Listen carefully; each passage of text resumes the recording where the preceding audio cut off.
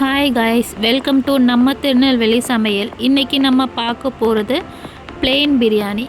Vegetable, mutton, chicken எதுவுமே இல்லைன்னு நினைக்கிறீங்கன்னா நம்ம இந்த பிரியாணி சிம்பிளாக குயிக் அண்ட் ஈஸியாக பண்ணிடலாம்.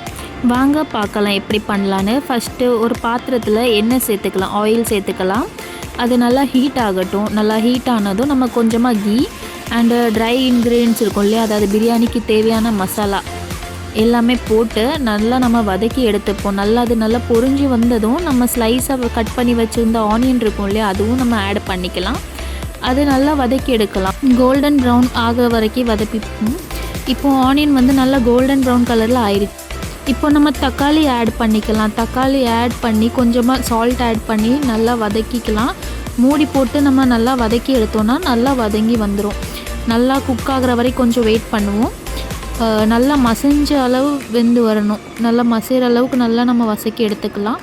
அதுக்கப்புறம் இஞ்சி, பூண்டு, பச்சை மிளகா, மல்லி இலை, புதினா ஆல்ரெடி அரைச்சி வச்சுருந்தேன். இதை போட்டு மிக்ஸ் பண்ணி நல்லா வதக்கி எடுத்துக்கிட்டேன். இப்போ பிரியாணி பவுடர் ஆட் பண்ணிப்போம்.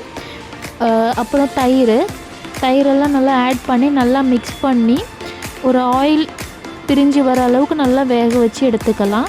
இந்த டைமில் நம்ம தண்ணி ஆட் பண்ணிக்கலாம். 1 கிளாஸ் அரிசிக்கு 1.5 கிளாஸ் தண்ணி அப்படி ஆட் பண்ணிக்கணும். ஆட் பண்ணிவிட்டு நல்லா தண்ணி கொதிக்கிற அளவுக்கு நம்ம மூடி போட்டு கொதிக்க விட்டுக்கலாம். கொதித்து வந்ததும் நம்ம ஆல்ரெடி 30 நிமிஷம் பாஸ்மதி ரைஸ் ஊற வச்சுருந்தேன், அதை ஆட் பண்ணிக்கலாம். இப்போது ஆட் பண்ணிவிட்டு லைட்டாக கலந்து விட்டு மூடி போட்டு நம்ம மீடியம் ஃப்ளேமில் குக் பண்ணி எடுத்துக்கலாம். இந்த ஸ்டேஜில் தம் பண்ணி எடுத்துக்கிட்டால் நம்மளுக்கு பிரியாணி ரெடி ஆயிரும்.